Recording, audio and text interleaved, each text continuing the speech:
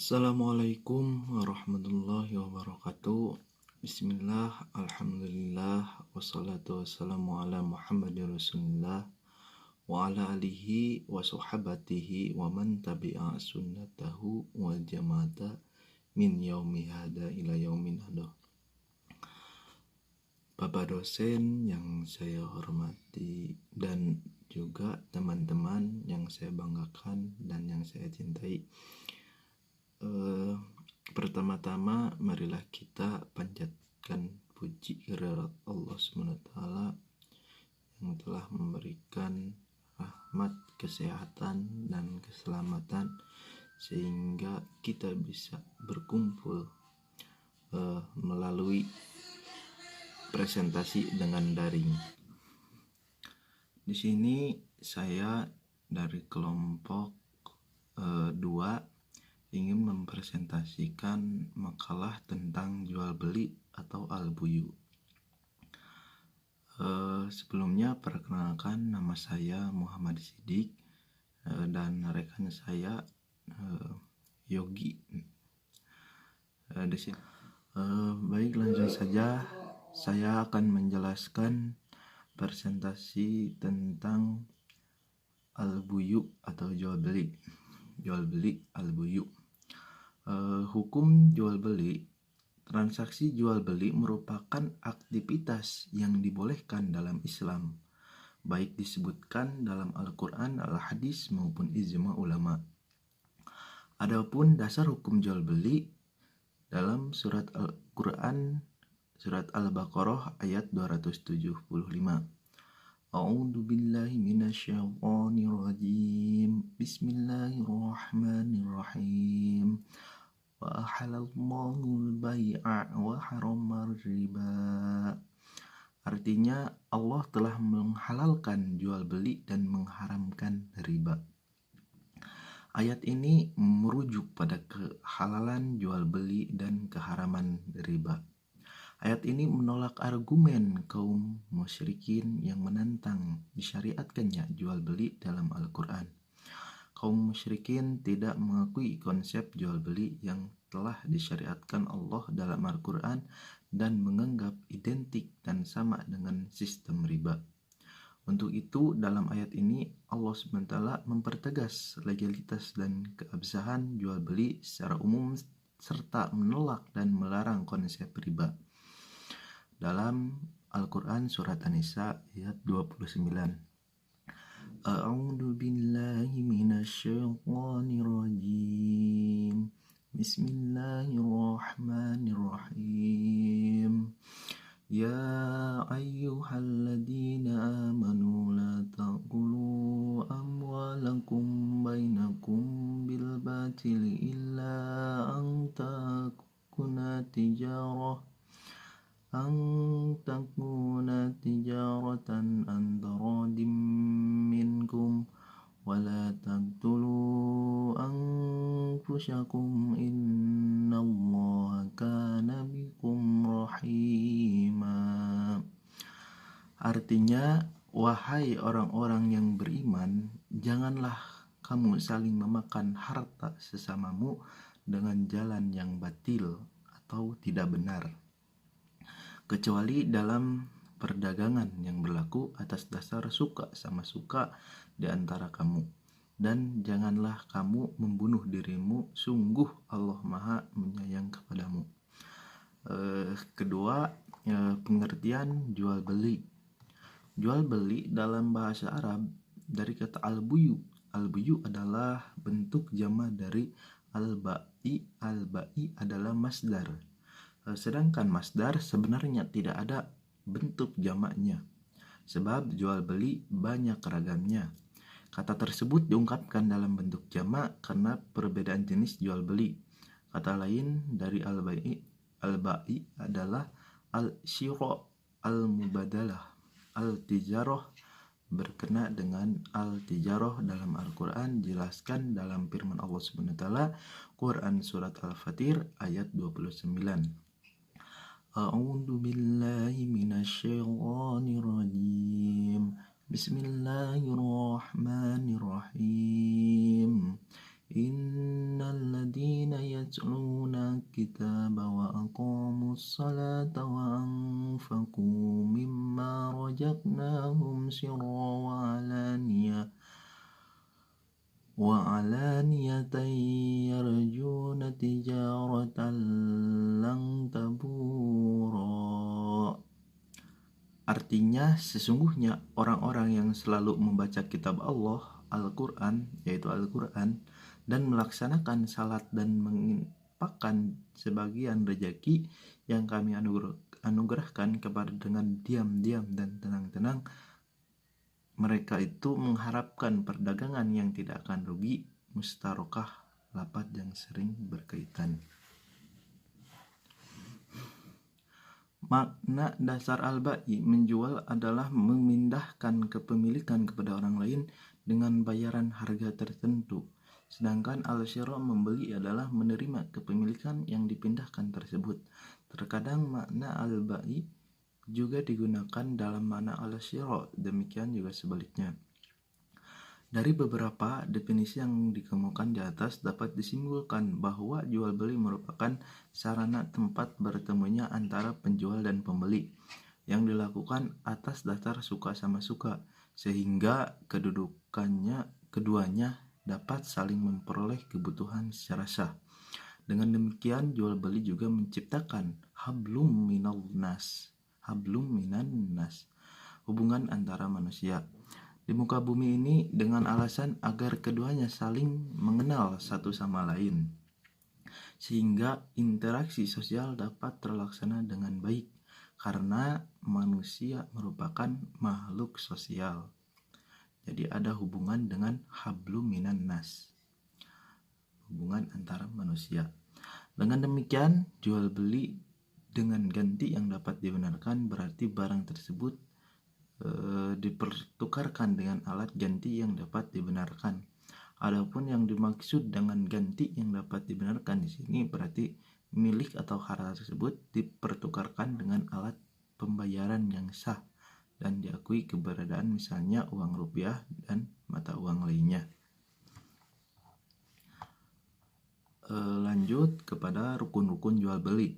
Rukun jual beli ada 5, yaitu 1, penjual, dan hendaknya si penjual itu menjadi pemilik sempurna dari barang yang dijual atau menjadi izin menjualnya berakal sehat dan tidak bodoh atau idiot.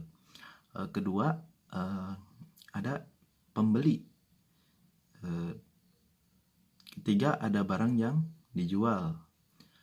Keempat, ada bentuk lafaz akad transaksi, yaitu ijab dan qabul dengan ucapan seperti jualah barang ini kepadaku, lalu si penjual mengucapkan aku jual ini untukmu, atau dengan perbuatan gerakan seperti misalnya si pembeli mengucapkan jualah barang pakaian ini padaku, lalu si penjual memberikannya. Kelima, yaitu saling ridho, suka sama suka. Maka tidak sah jual beli yang tidak disertai keridhoannya kedua pihak, si penjual dan si pembeli, berdasarkan sabda Nabi, innamal bai'a antarodin, sesungguhnya jual beli itu atas dasar saling ridho, suka sama suka. Hadis riwayat Ibnu Majah dengan sanad yang baik. Keempat, yaitu syarat-syarat sah jual beli. Jual beli dapat dikatakan sah apabila memenuhi beberapa persyaratan berikut.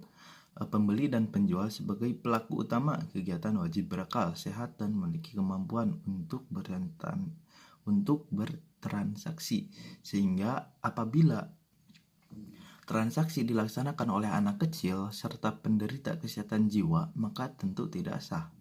Barang yang diperjualbelikan selalu objek aktivitas niaga hendaknya merupakan barang yang bermanfaat, mampu diserah terimakan, serta milik penuh sang penjual. Atas dasar tersebut dapat dipahami bahwa transaksi tertentu tidak sah apabila dengan barang yang penuh keburukan. Selain itu, tidak sah juga apabila orang lain yang bukan sepenuhnya memiliki penjual, seperti barang pinjaman, barang milik orang lain, ataupun barang sewa diperjualbelikan. 1. Penjual dan pembeli. Syaratnya harus berakal dengan kehendak sendiri, bukan dipaksa, tidak mubazir atau pemborosan. 4. Balik. 2. Uang dan benda yang dibeli. Syaratnya 1. Suci. Kedua, ada manfaat. 3. Barang itu dapat diserahkan. 5. Barang itu milik si penjual. 6. Barang itu diketahui oleh penjual dan si pembeli. Ketiga, lafadz ijab kabul. Ijab adalah perkataan penjual. Seumpama saya jual barang ini sekian. Sedangkan kabul adalah ucapan si pembeli, saya terima dengan harga sekian. Keterangan ayat ini mengatakan bahwa jual beli itu suka sama suka, dan juga sabda Rasulullah SAW jemaah ini, innamal bai'a antarodin, sesungguhnya jual beli itu hanya sah jika suka sama suka. Riwayat Ibnu Hibban. Selanjutnya saya akan menjelaskan kaidah fikih terkait jual beli. Al-aslu fil aqdi ridho muta'aqidaini wa natijatuhu ma itajamahu bita'aqudi. Hukum asal dalam transaksi adalah keridoan kedua belah pihak yang berakad, hasilnya adalah berlaku sahnya yang diakadkan. Ungkapan yang lebih singkat dari Ibnu Taimiyah, al-aslu fil uqud ridho muta'aqidaini, dasar dari akad adalah keridoan kedua belah pihak. Kedua, la yajuju li ahadin an yasorofa fil milki ghairihi bila idnih. Tiada seorang pun boleh melakukan tindakan hukum atas milik orang lain tanpa izin si pemilik harta. Ketiga, al-batilu layak balu ijaroh, akad yang batal tidak menjadi sah karena dibolehkan. Al-ijaratu lahikotu kal wikalati sabiqoh, izin yang datang kemudian sama kedudukannya dengan perwakilan yang telah dilakukan lebih dahulu. Al-ajru wa domanu la yazdami'ani, pemberian upah dan tanggung jawab untuk mengganti kerugian tidak berjalan bersamaan. Al-khoroju bidomanu, manfaat suatu benda merupakan faktor pengganti kerugian. Al-arti, asal al-khoroj adalah sesuatu yang dikeluarkan baik manfaat benda maupun pekerjaan, seperti pohon mengeluarkan buah atau binatang mengeluarkan susu. Sedangkan al-doman adalah ganti rugi. Contohnya, seekor binatang dikembalikan oleh pembelinya dengan alasan cacat. Si penjual tidak boleh meminta bayaran atas penggunaan binatang tadi, sebab penggunaan binatang tadi sudah menjadi hak pembeli. Contoh lainnya, lihat pasal 881 dan 903 Majalah Al-Ahkam Al-Adliyah. Terakhir yaitu dalam kaidah usul fikih, al-ghoromu bil gonmi, resiko itu menyertai manfaat. Jadi ada resiko pasti ada manfaatnya gitu. Maksudnya adalah bahwa seorang yang memanfaatkan sesuatu harus menggunakan resiko tuh. Biaya notaris adalah tanggung jawab pembeli kecuali ada keridoan dari penjual untuk ditanggung bersamanya. Demikian pula halnya seorang yang meminjam barang, maka dia wajib mengembalikan barang dan resiko ongkos-ongkos pengembaliannya. Berbeda dengan ongkos mengangkut dan pemeliharaan, barang dibeban kepada pemilik barang. Contoh lainnya dapat dilihat. Selanjutnya akan dilanjutkan oleh saudara Yogi, teman saya yang mau mempresentasikan tentang al-buyu. Kepada saudara Yogi dipersilahkan. Bismillahirrahmanirrahim. Bapak dosen yang saya hormati, semoga ada dalam lindungan Allah Subhanahu wa taala. Jadi saya di sini akan melanjutkan presentasi dari Mang Sidik ya. Saya melanjutkan materi tentang macam-macam jual beli. Jadi macam-macam jual beli jika ditinjau dari hukum dan sifat jual beli, jumhur ulama membagi menjadi dua bagian. Yang pertama, jual beli dikategorikan sah dan jual beli dikategorikan tidak sah.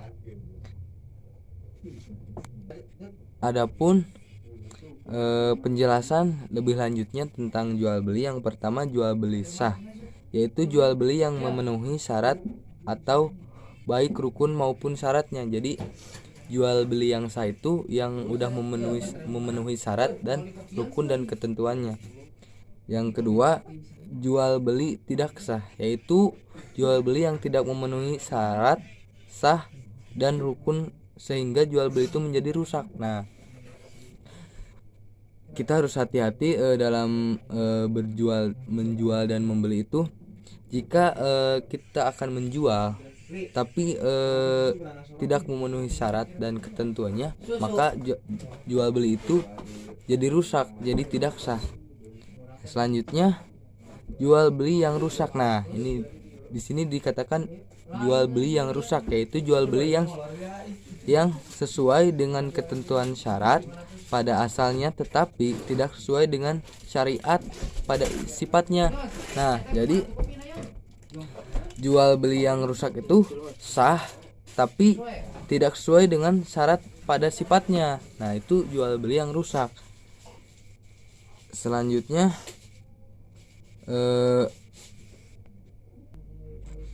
selanjutnya itu jual beli salam dan istisna.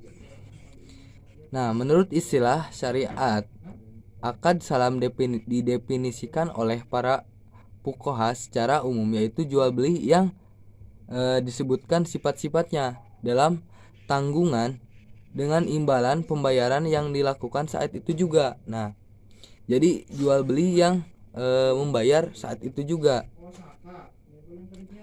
Dari definisi di atas dapat dipahami bahwa as-salam ialah menjual suatu barang yang menyahamkan ditunda atau menjual suatu barang yang salam ialah menjual suatu barang yang menyahamkan ditunda atau menjual suatu barang yang ciri-cirinya jelas. Jadi maksudnya yaitu menjual atau membeli barang yang udah jelas ciri-cirinya, nggak seperti jual beli yang tadi yang rusak. Selanjutnya jual beli buah yang masih ada di pohonnya. Nah, saya menemukan di dalam kitab I'anah jilid 3 di halaman awal itu jual beli membeli buah yang masih ada di pohonnya itu hukumnya tidak sah. Kenapa? Karena ditakutkan si buahnya itu ada kecacatan. Yang pertama, jika kita membeli buah yang masih ada di pohonnya, kan otomatis buah itu masih mentah. Nah, itu harganya juga tidak disesuaikan dengan harga buah yang udah matang, karena ditakutkan ada salah satu buah ketika kita udah membeli buah yang masih ada di pohonnya masih mentah dan kita membeli dengan harga yang matang, ntar buahnya ada kecacatan, contoh ada busuk atau gimana ya. Yang ditakutkan itu seperti itu. Ya mungkin itu Pak yang dapat kami sampaikan. Mohon maaf bila mana ada kata-kata yang kurang, bila mana ada yang materi yang kurang. Mohon maaf, namanya juga masih belajar. Sekian dari kelompok kami. Mohon maaf bila ada kesalahan karena kami masih dalam proses pembelajaran. Wassalamualaikum warahmatullahi wabarakatuh.